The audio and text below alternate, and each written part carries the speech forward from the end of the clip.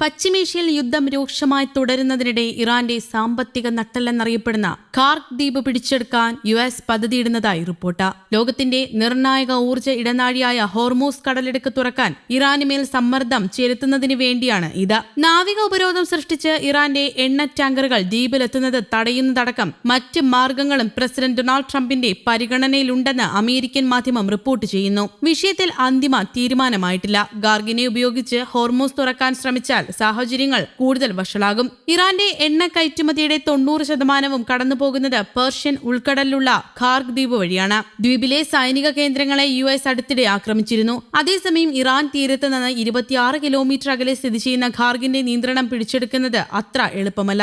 സൈന്യത്തിന്റെ നേരിട്ടുള്ള ഇടപെടലില്ലാതെ ഖാർഗിനെ പിടിക്കാനാകില്ല.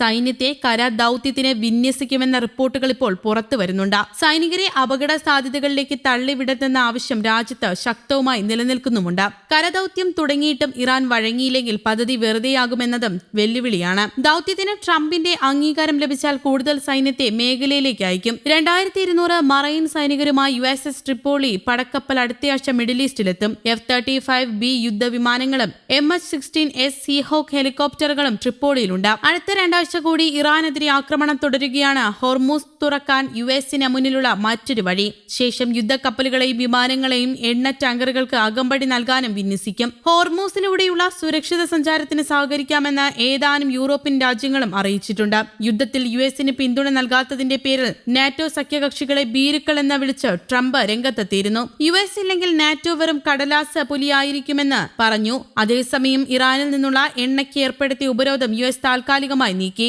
മാർച്ച് 20 മുമ്പ് കപ്പലുകളിലേക്ക് മാറ്റിയ ഇറാൻ ക്രൂഡ് ഓയിൽ, മറ്റ് പെട്രോളിയം ഉൽപ്പന്നങ്ങൾ എന്നിവയുടെ വിതരണത്തിനും വിൽപ്പനയ്ക്കും അനുമതിയുണ്ട്. ഏപ്രിൽ 19 വരെ ഈ അനുമതി നിലനിൽക്കുമെന്നും യുഎസ് പ്രസ്താവനയിൽ അറിയിച്ചു. ഇറാനെതിരെ യുഎസും ഇസ്രയേലും നടത്തിവരുന്ന യുദ്ധത്തെ തുടർന്ന് നിലനിൽക്കുന്ന എണ്ണ വിതരണ പ്രതിസന്ധി പരിഹരിക്കുകയും വിപണി സ്ഥിരത ഉറപ്പാക്കുകയുമാണ് ഇതുവഴി ലക്ഷ്യമിടുന്നതെന്നും ട്രഷറി സെക്രട്ടറി സ്കോട്ട് ബെസന്റ് വിശദീകരിച്ചു. ഈ ഇളവ് ക്യൂബ, ഉത്തര കൊറിയ, ഉക്രൈനിലെ റഷ്യൻ അധിനിവേശ പ്രദേശങ്ങൾ എന്നിവിടങ്ങളിലേക്കുള്ള എണ്ണ വിതരണത്തെ ബാധിക്കില്ല എന്നും പറയുന്നു. വിദേശാസ്തി നിയന്ത്രണ ഓഫീസിന്റെ ഈ നീക്കം റഷ്യൻ എണ്ണയുടെ മേലുള്ള ഉപരോധം ഭാഗികമായി നീക്കിയതിന് സമാനമാണ്. ഹോർമൂസ് കടലിടുക്കിൽ ഇറാൻ ഏർപ്പെടുത്തിയ ഉപരോധവും പശ്ചിമേഷ്യയിലെ ഊർജ്ജ മേഖല ലക്ഷ്യമാക്കി നടത്തിയ നിരവധി ആക്രമണങ്ങളും കാരണം ആഗോള വിപണിയിൽ ക്രൂഡ് ഓയിൽ വില കുത്തനെ ഉയർന്നിരുന്നു. നിലവിൽ ഉപരോധം നേരിടുന്ന ഇറാനിൽ നിന്നുള്ള എണ്ണ ചൈന കുറഞ്ഞ വിലയ്ക്ക് ശേഖരിക്കുകയാണ് ചെയ്യുന്നത്.